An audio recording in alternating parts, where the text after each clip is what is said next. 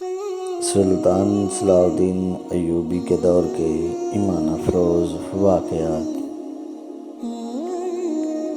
دوپہر کے کھانے کے بعد فوج اور انتظامیہ کے تمام حاکم اور عہدیدار اس کمرے میں جمع تھے جہاں صلاح الدین ایوبی نے احکامات اور ہدایات دیا کرتا تھا۔ ان سب کو پتہ چل چکا تھا کہ ایک جاسوس 2 لڑکیوں کے ہمراہ پکڑا گیا ہے۔ وہ آپس میں چہمی گوئیاں کر رہے تھے کہ سلطان ایوبی آ گیا۔ اس نے سب کو گہری نظر سے یوں دیکھا جیسے ان میں سے کسی کو تلاش کر رہا ہو۔ میرے عزیز ساتھیوں، اس نے کہا، آپ نے سن لیا ہوگا کہ ہم نے ایک مسجد سے ایک صلیبی کو پکڑا ہے جو وہاں باقاعدہ امام بنا ہوا تھا۔ اس نے تفصیل سے بتایا کہ اسے کس طرح پکڑا گیا ہے، پھر انہیں وہ باتیں سنائیں جو جاسوس نے علی بن سفیان کے ساتھ قید خانے میں کی تھی۔ علی بن سفیان یہ باتیں سلطان ایوبی کو سنا چکا تھا۔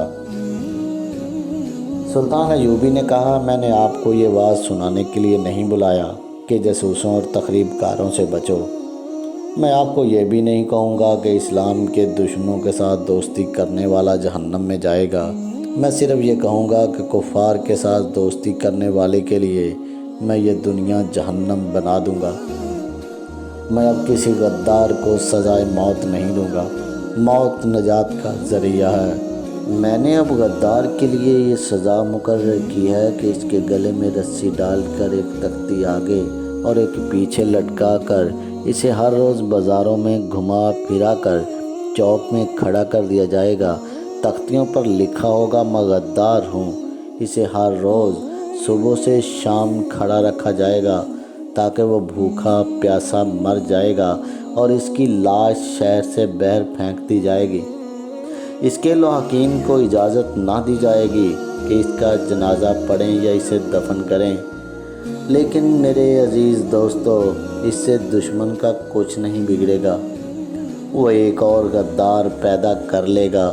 جب تک اس کے پاس عورت کی بے حیائی اور زر و جوہرات کی فراوانی اور ہمارے پاس ایمان کی کمی ہے، وہ غدار پیدا کرتا رہے گا۔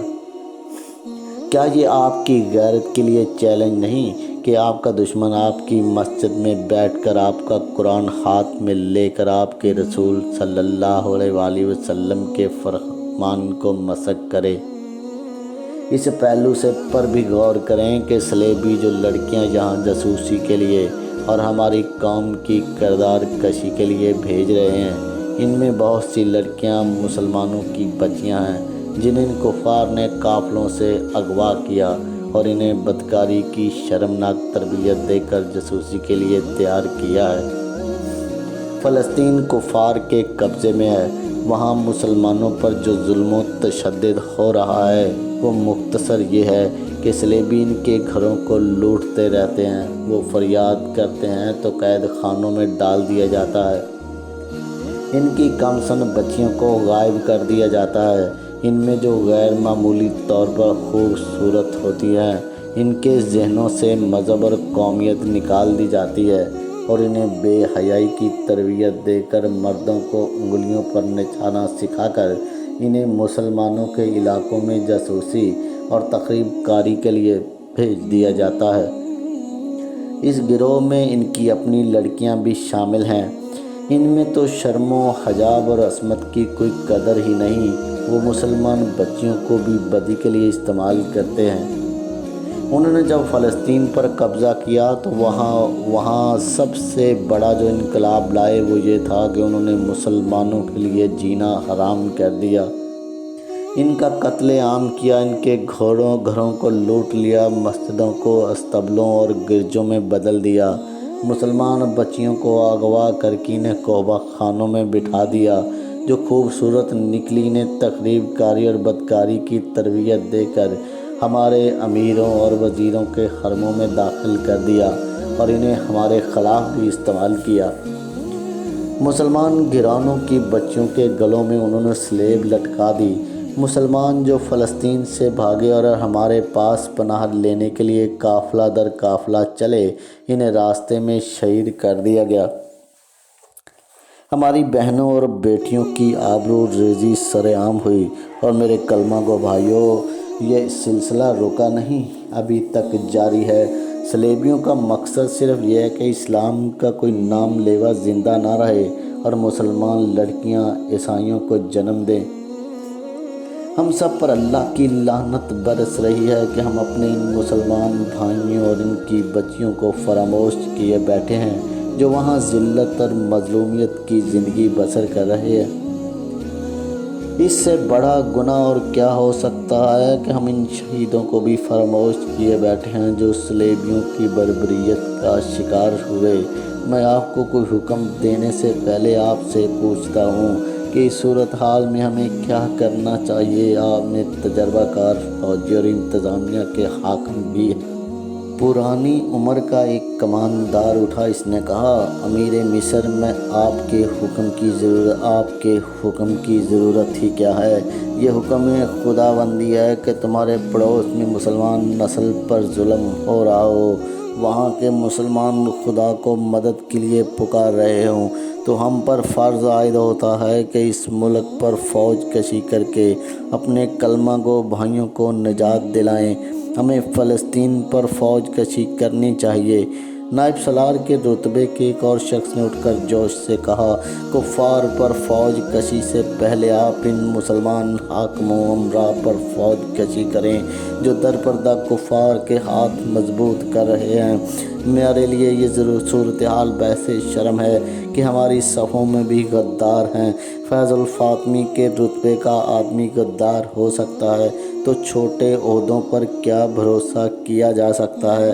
ایک مسلمان بچی کی آبرو ریزی کا انتقام لینے کے لیے ساری قوم کو فنا ہو جانا چاہیے، مگر یہاں ہماری ایک پوری نسل کی آبرو ریزی ہو رہی ہے اور ہم سوچ رہے ہیں کہ ہمیں کیا کرنا چاہیے۔ صلیبیوں نے ہماری بچیوں کو بدکاری کے لیے تیار کیا اور ہم سے ان کے ساتھ بدکاری کرا رہے ہیں۔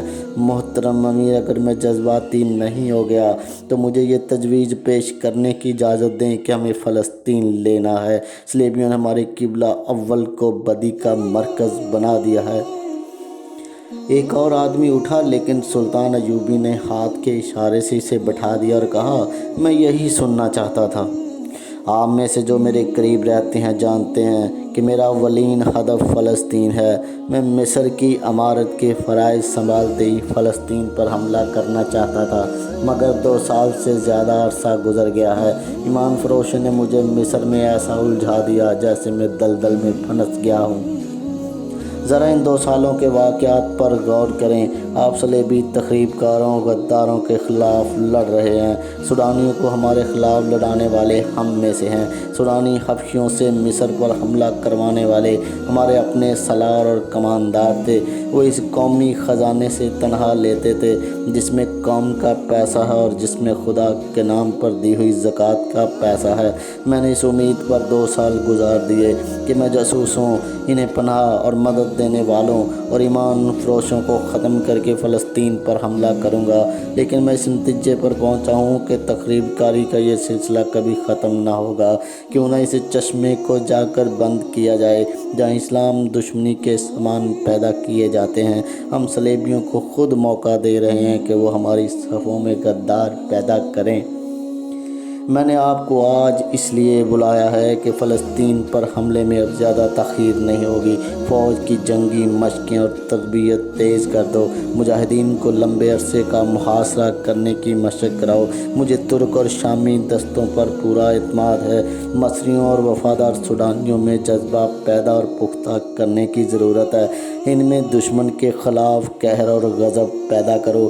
یہ اسی صورت میں ممکن ہوگا کہ ان میں غیرت پیدا کرو اور انہیں بتاؤ کہ وہ تمہاری ہی بہنیں اور بیٹیاں ہیں جو صلیبیوں کی درندگی کا شکار ہو رہی ہیں۔ آپ میں انتظامیہ کے جو حضرات ہیں، ان کے ذمے یہ فرض ہے کہ وہ مسجدوں کے پیش اماموں سے کہیں کہ لوگوں پر جہاد کی غرض و غایت واضح کریں اور نوعمر لڑکوں میں عسکری خیالات پیدا کریں۔ کوئی بھی پیش امام یا خطیب اسلامی نظریات کو غلطی سے یا دانستہ غلط رنگ میں پیش کرتا ہے، اسے امامت کے فرائض سے سبکدوش کر دیں۔ اگر کردار مضبوط ہو تو کوئی کشش اور کوئی انگ یخت کم گمراہ نہیں کر سکتی۔ ذہنوں کو فارغ نہ رہنے دیں، کھلا نہ چھوڑیں، ورنہ دشمن انہیں استعمال کرے گا۔ فوجوں کے کوچ کے احکامات آپ کو جلد مل جائیں گے۔ اللہ آپ کا حامی اور ناصر ہے۔ جاری ہے۔